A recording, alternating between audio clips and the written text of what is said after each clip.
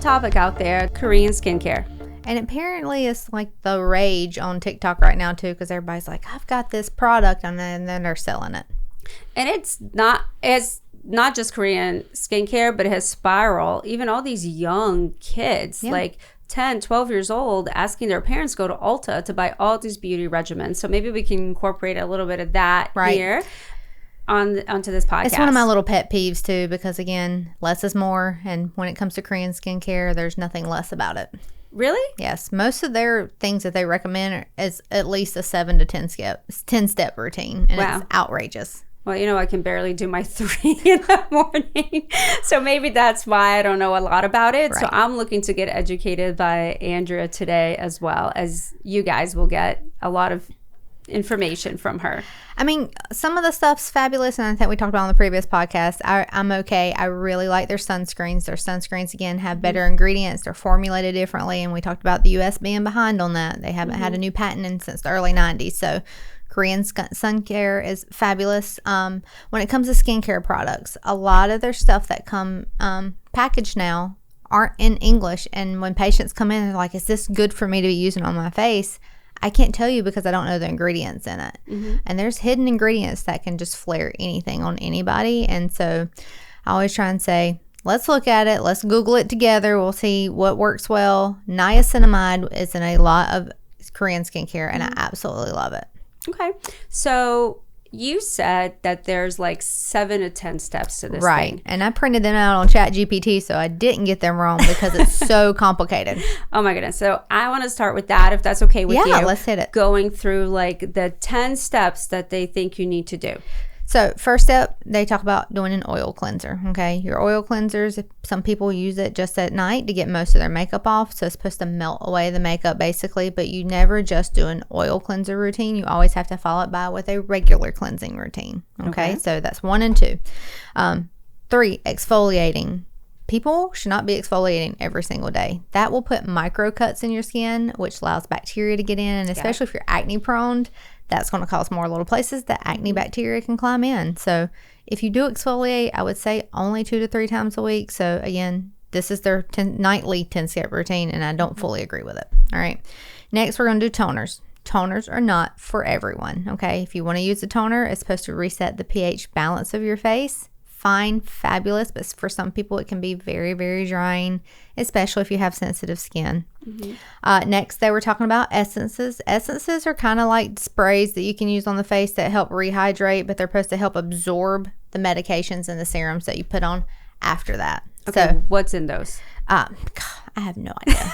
Again, because I was just trying to understand what that's all about. The one that I use that says essence is going to be a SkinCeuticals, the redness relief one that you had sprayed on for rosacea. It's they're supposed to help soothe the skin. But like I said, a lot of the Korean ones have foreign language on it, and I can't tell you what ingredients in there, but the ingredient list is this long. Okay. So we're up to number 5. So we have oil-based cleanser, water-based cleanser, exfoliating, toner, essence.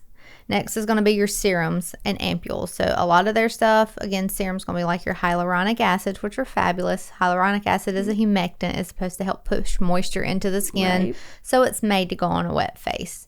And I think that's why they spray with the essence, because the toner is drying the face out. So you just had to remake the face wet after you dried it to remake it wet again to put your serums on. Okay. Then your ampules, which can be like little things like retinol, vitamin C, things that you can use with microneedling in the face if you're using like any tools to help get your stuff across the barrier itself. Okay. All right. Then they start talking about sheet mask. Again, sheet masks are okay. They're okay to use here and there, but I just don't think you need to put a sheet mask on every night. And you'll see some of these TikTokers doing a morning shed, and they put on a collagen sheet mask every single night, the lip tape, the hair wrap, and they're just peeling it all off in the mornings. I don't think you're getting as much benefit from that. I think even just using it once a week, you will still see some benefit from those face masks. Okay. Yeah. I'm here just thinking how much time this takes. Okay, eye cream. But again, I love eye cream. I tell people that, that's one of my go-tos. I have like 4 or 5 that I rotate between. So eye cream's fabulous. It's good to have in a routine. Wait, I'm already lost. The eye cream is what step?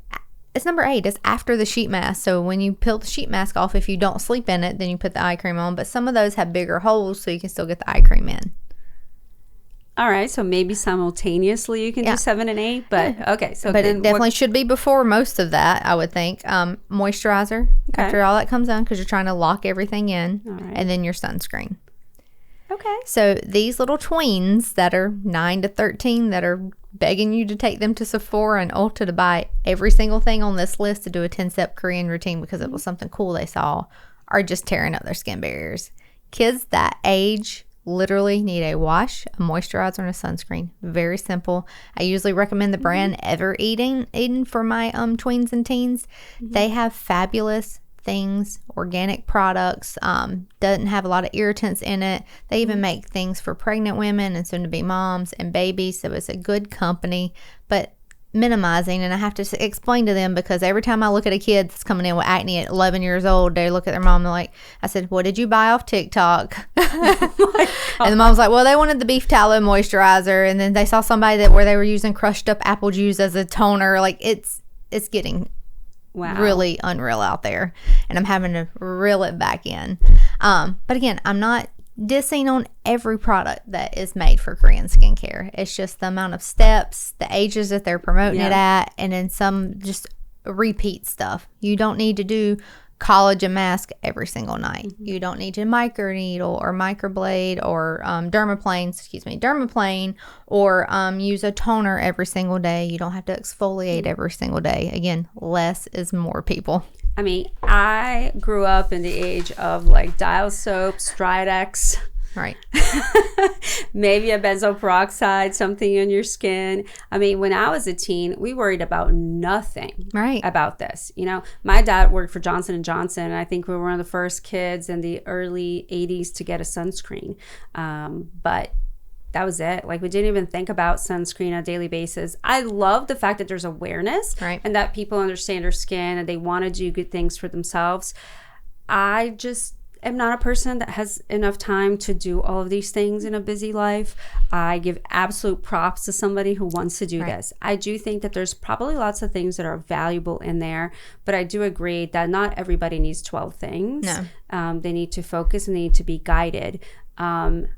I will tell you that I am 48, so TikTok is not where I go to get my information. It's so new, and it's amazing when my teenage boys will tell me about it. Social media has become everything for these kids. And growing up in my age, too, because I'm 36, I didn't enter into a world of just electronics and computers and the web and all that stuff. Like, we still played outside, and 13-year-olds now do not look like 13-year-olds back then. Right. They've got all their makeup and their highlighter and their bronzer, and I had a Winnie the Pooh t-shirt standing in the middle of a picture. Makeup is what, like step 15 here? I mean, that's definitely at the bottom. 10 steps can be very overwhelming.